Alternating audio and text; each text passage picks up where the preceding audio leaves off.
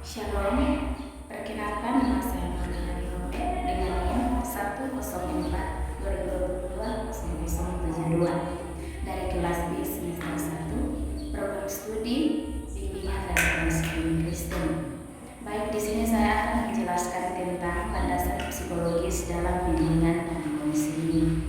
Landasan psikologis adalah landasan yang berhubungan dengan pemahaman tentang perilaku individu yang menjadi sasaran layanan bimbingan dan konseling.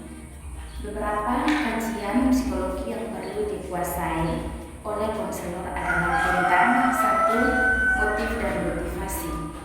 Motif dan motivasi berkenaan dengan dorongan yang menggerakkan seseorang berperilaku baik.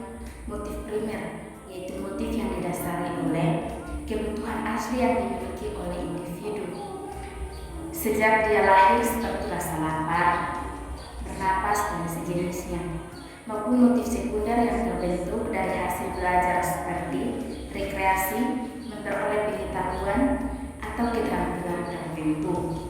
2. Pembawaan dan lingkungan. Pembawaan dan lingkungan berkenaan dengan faktor-faktor yang membentuk dan mempengaruhi individu.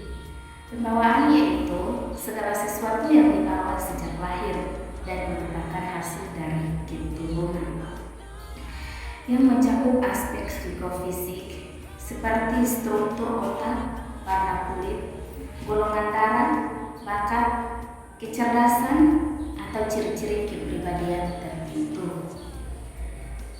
Pembawaan pada dasarnya bersifat potensial atau yang perlu dikembangkan, dan untuk mengoptimalkan dan mewujudkannya bergantung pada lingkungan di mana individu itu berada. Pembawaan dan lingkungan setiap individu akan berbeda-beda. Yang ketiga, perkembangan individu. Perkembangan individu berkenaan dengan proses tumbuh dan berkembangnya individu yang merentang sejak masa konsepsi hingga akhir hayatnya. Di antaranya meliputi aspek fisik dan psikomotorik, bahasa dan kognitif atau kecerdasan moral dan sosial. Yang keempat, belajar. Belajar merupakan salah satu konsep yang amat mendasar dari psikologi. Manusia belajar untuk hidup. Tanpa belajar, seseorang tidak akan dapat mempertahankan dan mengembangkan dirinya. Dan dengan belajar, manusia berbudaya dan mengembangkan harkat kemanusiaannya. Inti perbuatan belajar adalah upaya untuk menguasai sesuatu yang baru dengan memanfaatkan yang sudah ada pada diri individu.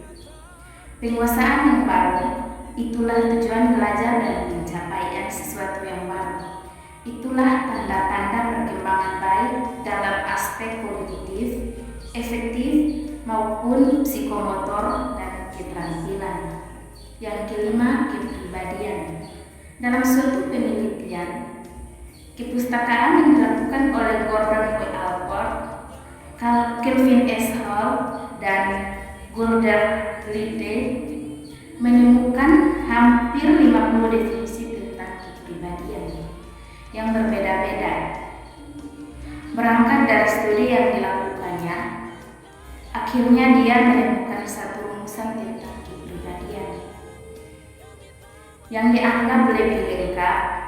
Menurut dia bahwa kepribadian adalah organisasi dinamis dalam diri individu sebagai sistem psikofisik yang menentukan caranya yang unik dalam menyesuaikan diri dalam lingkungannya. Tujuan landasan psikologis dalam bimbingan dan konseling. Landasan psikologis dapat didefinisikan sebagai suatu landasan yang dijadikan sebagai titik tolak dalam proses pendidikan yang membahas berbagai informasi tentang jiwa atau psikis manusia yang selalu mengalami perkembangan dari bayi hingga usia lanjut, sehingga dapat memudahkan pelaksanaan proses pendidikan. Terima kasih.